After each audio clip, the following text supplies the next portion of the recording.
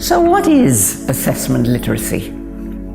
For some, for example Sally Brown, it implies knowledge of and understanding of how the assessment system works in the university. In this course, we take a wider view.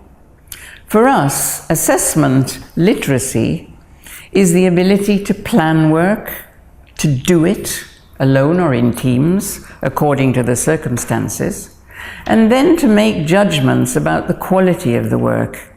And this includes seeing where improvement may be necessary. Students need to be given opportunities to take part in making such judgments to help them develop evaluative expertise. Our aim as teachers is to prepare graduates who can evaluate the standard of the work they produce immediately when they graduated and for the rest of their lives. The first stage of this for undergraduates is to become familiar with the processes of assessment in the university. In other words, to develop the kind of assessment literacy in the narrow sense that Sally Brown talked about. To understand exactly what is expected of them, to what standard, what the criteria of success might be, and to learn to develop criteria for success individually and with their peers. But for us, we need to teach them the lifelong learning competence that is so greatly valued by employers, the ability to evaluate the standard of their own work and to know when and how it needs improvement.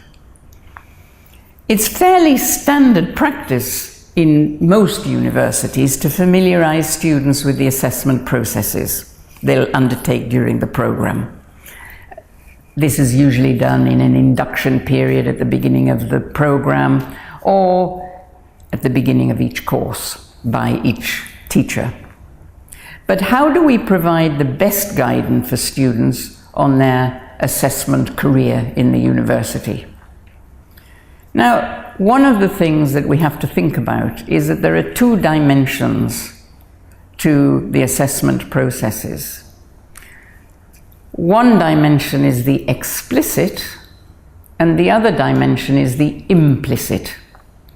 The explicit is what we usually brief students about: the type and number of assessment, what contributes to the final degree, norms of presentation, etc., etc.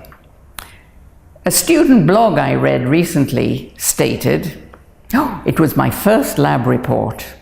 You have to include things like a contents page, theoretical reference research around the topic under investigation, cited figures and graphs, sample calculations, and the whole document has to be written in the passive past tense." The passive past tense. There's something to conjure with. University students are normally very good at following such explicit guidance, such as include a bibliography written in the Harvard style. But how much time do we spend on briefing them on implicit aspects of assessment? The blogger just mentioned, actually, he took a total of 16 hours to write that lab report. One reason may be that implicit elements of the assessment were not explained beforehand, and a good number of those 16 hours were spent trying to figure out what it should look like. What are these implicit elements?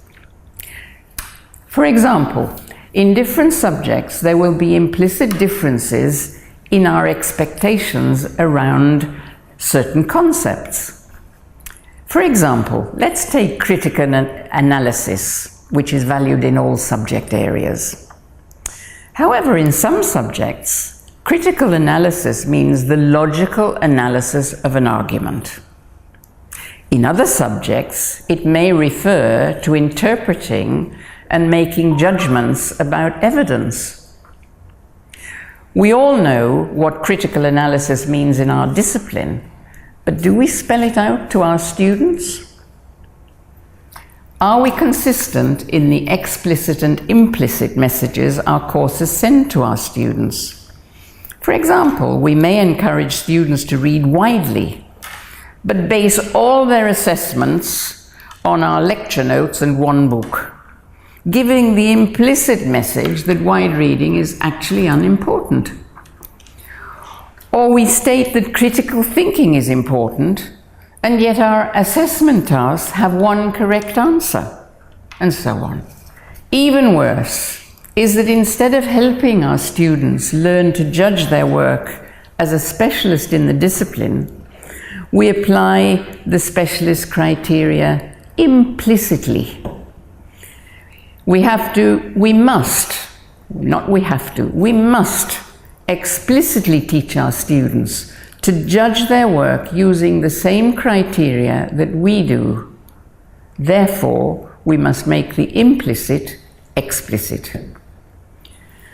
The concept of assessment literacy reminds us that it is our job to make the implicit explicit through our teaching.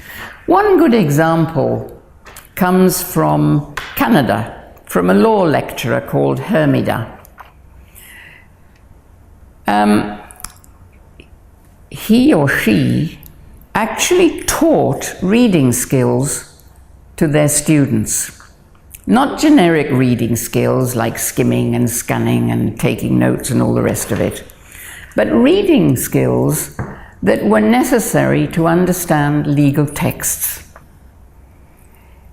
He or she says that learning a discipline involves developing familiarity with the ways of being, thinking, writing, and seeing the world of the experts in the discipline. Reading academic texts published by disciplinary experts permits students to immerse themselves in the culture of the discipline and facilitates learning its conventions, discourse, skills, and knowledge. But this process is only possible if the reader uses a series of categories of analysis, some of which are specific to the particular academic discipline. Thus, working with a text and recreating its meaning entails both non-discipline specific and discipline specific strategies. The expert reader uses these almost intuitively. But first-year students, for example, are ignorant of these categories of analysis. They are used to reading texts at school which are written for school children. They're not written for members of the academic community. And so teachers in each discipline need to teach both the general analytical tools that are needed and the discipline-specific values and strategies that facilitate disciplinary reading and learning. And of course, the same applies to writing and to other competencies. Hermida's paper is actually in the additional reading section of the course. Do read it and ask yourself, quite seriously, with colleagues, what are the implicit elements in your own subject area that would help students to learn?